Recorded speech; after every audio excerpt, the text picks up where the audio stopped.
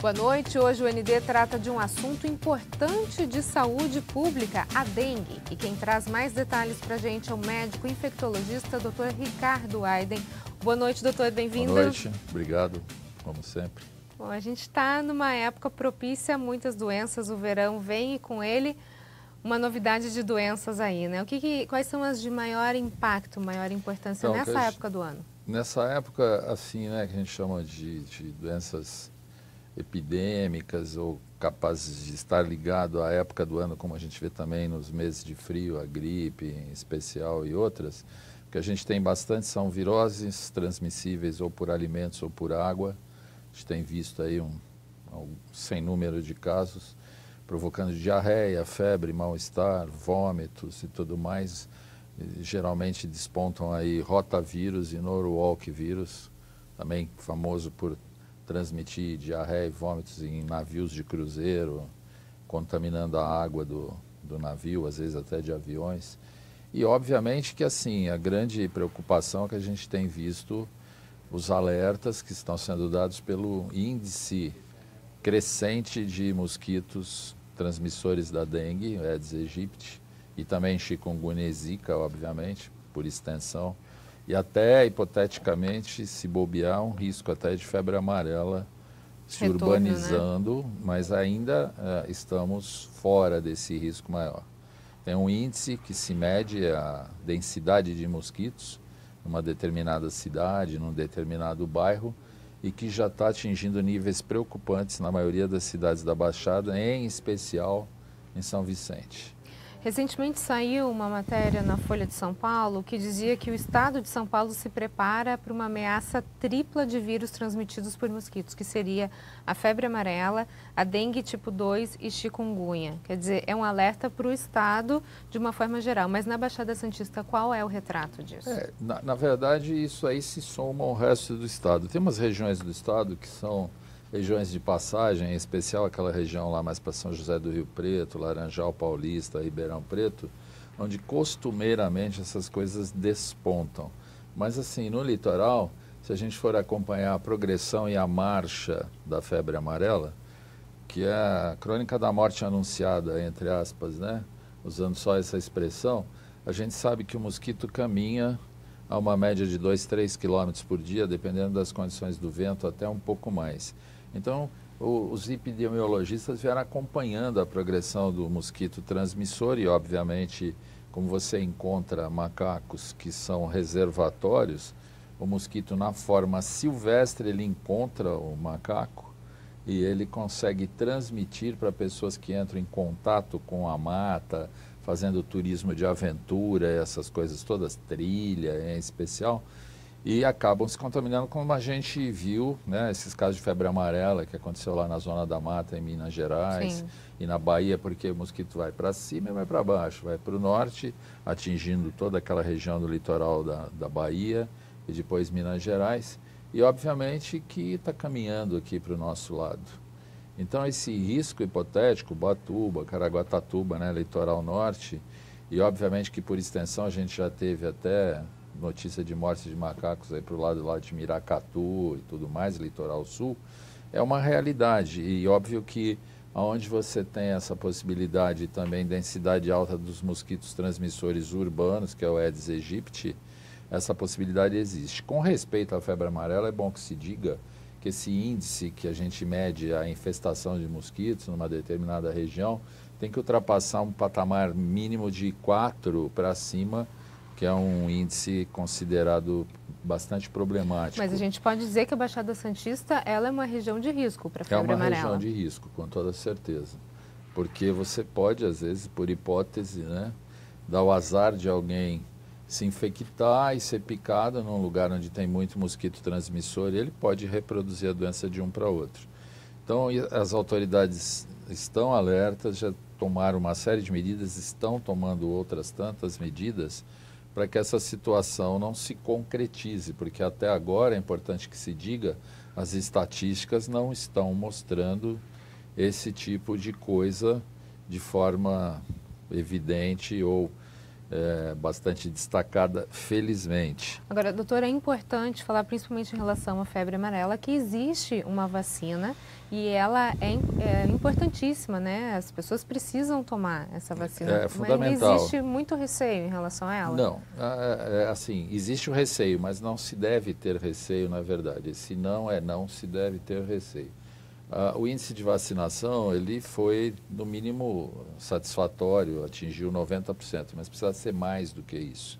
Então, as pessoas que ainda não tomaram vacina de febre amarela devem tomar, porque isso vai ajudar bastante a que nada disso venha a acontecer. E a vacina é assim, se estimava que tinha um risco de reação grave, um caso a cada 400 mil pessoas vacinadas. Na verdade, apareceu um caso mais importante de reação grave à vacina em 5 milhões de pessoas vacinadas. Então, a vacina é extremamente segura e você que está aqui nos ouvindo em casa pode tomar essa vacina sem susto. A gente viu a vacina sendo aplicada em clientes da gente, em pessoas conhecidas com mais de 80 anos de idade, que nada aconteceu de importante, de negativo, e sobra então a coisa positiva da vacina, que é a proteção.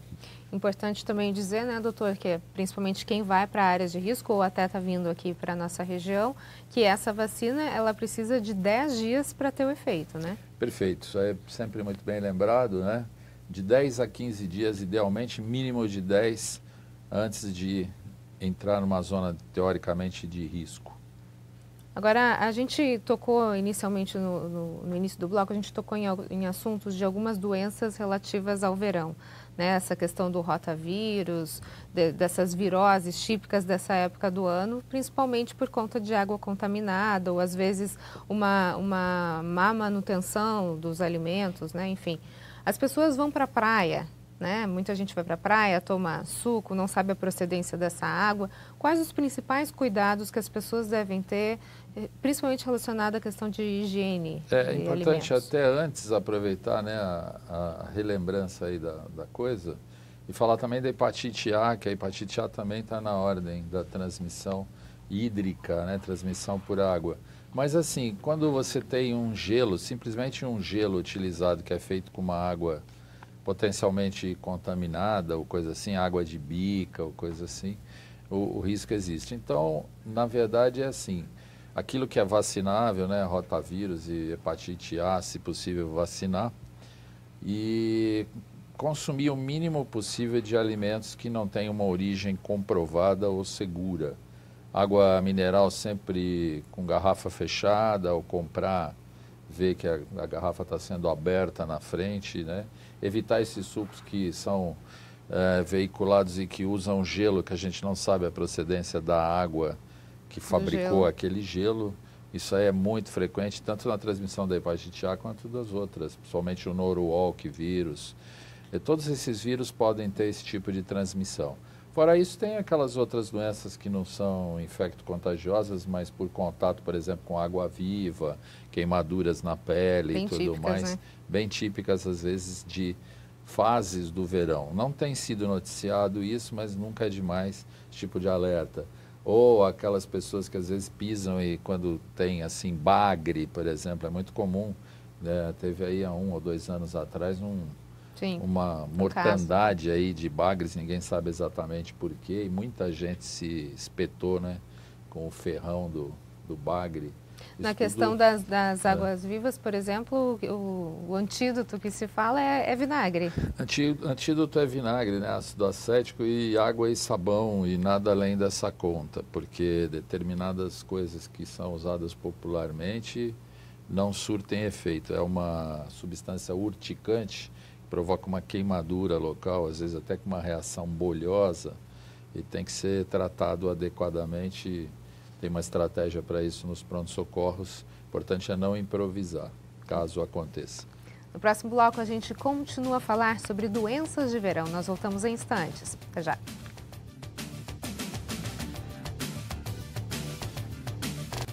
O ND está de volta. O nosso assunto de hoje são as doenças de verão e eu converso com o médico infectologista, Dr. Ricardo Aiden. Doutor, a gente estava falando sobre essas doenças de praia, né, a questão da contaminação alimentar. Eu queria agora tocar num assunto que está bastante em alta, que é a questão da dengue, principalmente relacionada à cidade de São Vicente, que foi apontada pelo Ministério da Saúde como a cidade com maior risco de dengue nesse verão. Quer dizer, alerta vermelho já para a cidade? Na verdade, sim, a gente pode até antecipar, né, esse alerta vermelho, porque isso desperta nas pessoas a consciência de fazer aquilo que precisa ser feito e também no poder público.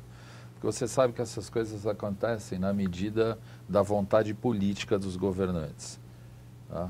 É lógico que exige investimento, exige dinheiro, mas se o comandante em chefe das tropas, eu falo sempre isso, se o prefeito encabeçar essas blitz que são feitas e sair em direção à população, exortando a população, estimulando, falando nas mídias e tudo mais, quando o general do Exército vai e aparece no campo de batalha, todas as tropas se sentem motivadas a enfrentar o problema. Então depende muito da consciência de cada um. São Vicente ainda é uma cidade que tem bastante casas e misturado com verde e tudo mais, não tem aquele crescimento vertical tão acentuado como em outros lugares que minimiza um pouco esse problema. Então são várias estratégias, uma de conscientização, cuidado com os criadouros, nos lares. As pessoas têm ainda a mania de não abrir a porta para os agentes da dengue. Muita gente tem medo, né? Tem medo de assalto. É lógico que o medo, ele não tem como se afastar do medo, né? O ser humano já nasce com medo. Porém, assim, as tropas de combate à dengue, né, os agentes de saúde, eles andam uniformizados, eles têm crachás. Tudo isso é noticiado com antecedência, que eles vão percorrer um bairro determinado, sei lá, Vila Valença ou qualquer outro bairro que seja. Então as pessoas devem estar ligadas nas mídias e serem informadas, né? Precisa ter esquema para isso, precisa passar com um carro da prefeitura com alto-falante, avisando, etc. Né? Nem que seja para colocar um batedor policial à frente de uma caravana desses agentes de saúde. Várias maneiras de você fazer esse tipo de coisa, mas é muito importante, né, usar essas estratégias, acrescentando também os mutirões, que são super importantes. A gente vê, não só em São Vicente, mas em Santos, em vários bairros até teoricamente mais nobres, né, com maior poder aquisitivo, a quantidade de lixo que esses mutirões retiram. E eu já vi, aconteceu recentemente um mutirão em Santos, né, uns 2 anos atrás aí, e que se retirou a quantidade de lixo do bairro do Imbaré, igual ao bairro do Jardim Rádio Clube, que é um bairro da Zona Noroeste, que o poder socioeconômico da população é um pouco mais baixo que o do Imbaré, mas a diferença foi nenhuma. Eles produziam lixo na mesma quantidade, ou seja, facilitando o aparecimento dos criadores. Então é um trabalho de vontade política e conscientização total. Agora, para a gente dar algumas dicas para as pessoas, até para se evitar a questão da dengue, por exemplo, quem tem planta em casa, é aconselhável não ter aquele pratinho com água parada embaixo? Sim, aí se tem estratégias até, né, algumas coisas que se coloca, ou se vira o prato para baixo. Tem muito cuidado com os ralos têm que ter uma redinha que impede a passagem dos mosquitos, ou dos mosquitos fêmeas, e a gente tem uma mania de querer falar mosquita depois da gente ouvir presidenta, né? Durante tanto tempo, né? Mas tem que abrir a tampa do ralo, limpar, passar criolina e outras substâncias apropriadas para não ter resquícios de larvas do mosquito e tudo mais, né? Quem tem pet em casa, doutor, que fica com aquele potinho de água para o animal beber, essa água parada, ela também oferece risco? Ela ofereceria risco, mas como ela é trocada frequentemente, aí passa a ser um risco mínimo. Quem tem piscina em casa, mesmo que seja uma daquelas piscinas plásticas ou coisa assim, tem que estar constantemente esvaziando, limpando, trocando a água, enfim. São cuidados básicos e, obviamente, que um dono da casa ele deve conversar com o vizinho da casa ao lado, dos dois lados, conversar com o vizinho da casa em frente, porque às vezes você faz um belo trabalho na sua casa, mas tem 2 vizinhos desleixados ao seu lado e o mosquito ele não voa muito, mas voa o suficiente para sair da casa do vizinho e entrar na sua casa. Tem hábito diurno, voa baixo, adora domiciliar-se, o mosquito adora a companhia de humanos. É impressionante. É um pet. É um pet voador. Então, assim, parece brincadeira quando a gente fala, né? A gente tem um infectologista amigo nosso, muito conhecido, excelente médico, que é o Caseiro, que cuida disso no município de Santos, e ele conhece profundamente, ele é professor de parasitologia, então ele fala assim que é impressionante como os mosquitos transmissores da dengue adoram a companhia de humanos. E é impressionante que isso realmente acontece, é um pet, como você colocou, né? Agora, Então, a questão olho vivo. da transmissão e do cuidado, muita gente fala nos repelentes, né? Que tipo de repelente é realmente eficaz contra o mosquito da dengue? Ircaridina, todos os derivados da ircaridina, né? Para a gente não fazer propaganda De nenhuma marca. de nenhuma marca, é só procurar pela ircaridina. Todas as farmácias que a gente tem, aliás, a Baixada Santista é pródiga, tem uma farmácia em cada esquina. Só sair de casa, virar à direita ou à esquerda, tem uma farmácia. Cidade que tem a maior quantidade de idosos do Brasil, dobro da média nacional, mais de 21% de idosos, contra 9%, então tem que ter farmácia. Procura lá ircaridina, que é o grande repelente para esse tipo de mosquito. Os outros ajudam, mas não são tão eficazes. Ok, no próximo bloco a gente continua a falar sobre saúde. Nós voltamos em instantes. Até já.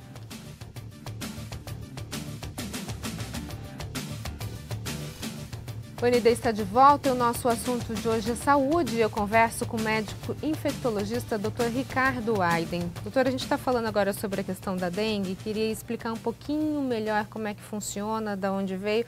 A gente tem vários tipos de dengue, é isso? Sim, você tem, minimamente são 6 subtipos, dos quais importantes são 4 subtipos. E esses 4 subtipos é o que circulam mundo afora. Os outros não têm importância epidemiológica, praticamente em lugar nenhum. Então a gente já teve epidemias importantes aqui na Baixada Santista por vírus 1 e por vírus 2, e uma quantidade um pouco menor por vírus 3 e ocasionalmente vírus 4. Está se prognosticando, por uma série de estudos que são feitos pelos epidemiologistas, a possibilidade de aparecimento do vírus 2, que já teve uma variante asiática que causou bastante dano, porque eles têm uma patogenia, uma capacidade de provocar doença grave um pouco mais destacada. A diferença entre os tipos, ela é vista nos sintomas? Não. É difícil de você ver esse coisa de forma tão nítida. Você consegue ver assim em bloco. Quando você vê assim um número X mil pessoas que tiveram dengue por vírus 1 versus X mil pessoas que tiveram dengue por vírus 2, você percebe às vezes que uma intensidade maior num subtipo do vírus. Então teve lá um subtipo 2 que atacou o Sudeste Asiático, um outro subtipo que pegou Cuba, Venezuela e uma parte do Brasil, que tem intrinsecamente mais virulência, uma capacidade maior de causar doença grave. Mas aí também você tem que levar em conta o tipo de população que está sendo atingida. Se é uma população com menos condição socioeconômica, por exemplo, lá no Sudeste Asiático, num país africano, versus uma população mais socioeconomicamente favorecida, assistência à saúde é outro item que varia muito, então não é muito fácil estabelecer essa correlação. Está muito ligada a uma boa assistência à saúde. Quando você organiza assistência à saúde ao paciente de dengue ou pretensamente com dengue, a curva de mortalidade ou de morbimortalidade, que é aquela necessidade de internar o doente, às vezes até o doente que vai a óbito, cai assustadoramente quando se tem um sistema de saúde organizado. Então, isso é outra coisa fundamental que tem que estar no planejamento das secretarias municipais de saúde. É despeito de eu saber que eu estou falando óbvio, mas é que às vezes a gente vê que o óbvio não está sendo praticado. Feito, exatamente. Né? A gente está falando de 4 subtipos importantes, né? Do 1 ao 4. Uma pessoa que adquiriu já teve dengue tipo 1. Ela está imunizada do subtipo 1 ou não? Ela pode ter uma recorrência do mesmo subtipo? É muito boa essa pergunta. Não, a imunidade ela não é cruzada. Se você teve para o tipo 1, você não vai ter o tipo 1 novamente. Mas você pode desenvolver dengue pelo tipo 2, 3, 4. Eu já tive dengue 2 vezes. Então, seguramente, E uma foi no auge da epidemia do vírus 2, que foi bastante pesada a doença. Então, a gente sabe que a imunidade ela não é cruzada, quer dizer, tendo uma vez, protege contra os outros 3. Isso não acontece. Mas quer dizer que a pessoa não vai poder ter mais do que 4 vezes? Se ela sobreviver a 4ª vez. Potencialmente, sim, é verdade. Porém, assim, né, é importante até linkar isso com vacina. A vacina, recentemente, houve aí algumas críticas à vacina, mas que hoje o que se preconiza, está em bula, é assim, se você já teve dengue, você pode tomar vacina, teoricamente, para se proteger de outros ataques de dengue. E quem não teve dengue, que tem faixas etárias mais extremas, crianças abaixo de 10 anos, 65, teria potencialmente um risco maior ao tomar vacina sem ter tido dengue, de ter uma dengue mais grave. Isso não ficou bem determinado, mas as autoridades de saúde, o laboratório que produz a vacina, puseram isso como um aviso de bula. Então, hoje a gente vacina quem já teve dengue pelo menos uma vez. E aí, com isso, a chance de ter uma segunda vez praticamente desaparece. A vacina é bastante eficiente. Ela é eficaz nos 4 subtipos. Nos 4 subtipos. Sendo que, especificamente, subtipo 4, ela é mais eficiente que para os outros vírus. Só que, assim, ainda há críticas à vacina por causa do percentual de gente que consegue desenvolver anticorpos no nível suficiente e se protegerem. Mas é inequívoco nos trabalhos que foram feitos extensamente com uma quantidade de pessoas que foram submetidas à vacinação em países no Sudeste Asiático e outros lugares, é inequívoco o benefício da vacina. Agora, doutor, muita gente fala que quem teve dengue a primeira vez, a segunda é um pouco mais séria e mais forte. Por que é mais séria e mais forte se a gente está falando de subtipos diferentes? Na verdade, ela teria, a segunda vez da dengue seria a primeira vez de um outro subtipo, né? Essa é uma pergunta sempre interessante. Isso não é uma regra, mas isso acontece com muita frequência e é um mecanismo bastante intrincado e difícil da gente explicar numa entrevista desse tipo. Mas há uma sensibilização das células, dos macrófagos, dos glóbulos brancos do sangue, que, por assim dizer, enfrentam o vírus da dengue, tá? Pelos anticorpos da primeira dengue que a pessoa teve. Ele meio que facilita a chegada do vírus nessas células de defesa. Então, o que vai acontecer? Você vai ter mais células de defesa com mais vírus dentro no segundo episódio. Isso provoca uma reação inflamatória sistêmica, tá? Se chama síndrome de resposta inflamatória sistêmica. E aí você tem várias graduações, leve, moderado ou grave. No caso de quem está tendo dengue pela segunda vez, a chance de ter uma síndrome de resposta inflamatória mais grave, ela é maior, né? Então, por isso é que existe essa chance, como você mesma observou. Porém, é importante dizer que isso não é uma regra. Agora, tem que estar atento, os médicos têm que ser treinados e retreinados. Tem muito turnover. Sintomas muito parecidos com o da gripe também, às vezes? Podem, no começo, sim. O pessoal até popularmente fala assim, dengue é uma gripe seca. Virou uma expressão popular que eu acho assim, muito interessante para diferenciar uma coisa da outra. Gripe seca. É uma gripe que não tem catarro, não tem nariz escorrendo, não tem tosse. Mas muita dor no corpo, produtivo, né? Mas tem a febre, tem dor no corpo, que é a mialgia, né, dor muscular, e uma série de outros sinais e sintomas. Ok, doutor, muito obrigada pelas suas informações. Sucesso no combate à dengue e todas essas doenças de verão. Na verdade, a gente é só uma mola propulsora quando tem oportunidade de falar, né?